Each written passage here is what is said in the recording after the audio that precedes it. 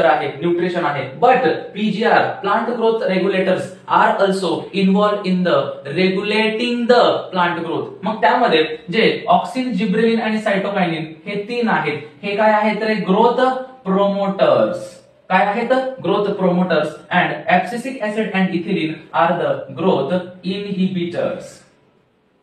हे दोन काय आहेत?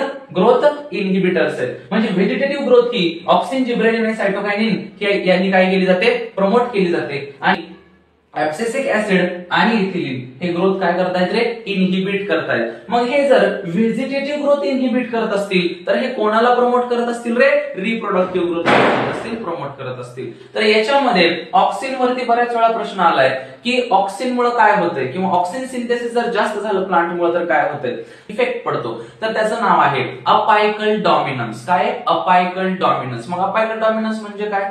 हे जे काय ऑक्सिन आहे ते प्लांटच्या टिप झोन जो काय आहे त्याच्यावरती जास्त सिंथेसिस होतं आणि मग प्लांटची फक्त अपायकल ग्रोथच जास्त होते. म्हणजे झाड फक्त उंच उंच उंच उंच वाढत जाते, त्याची लॅटरल ग्रोथ होत नाही आणि मग ते नंतर झाड काय होऊ शकतं? कोलॅप्स होऊ शकतं. सो तर मग याच्यात महत्वाचं काय? ऑक्सिन मुळे काय होतंय? ऑक्सिन मुळे होतोय अपायकल डॉमिनन्स. ऑक्सिन मुळे होतोय apical dominance. And ethylene is the only PGR which is in the form of a gas.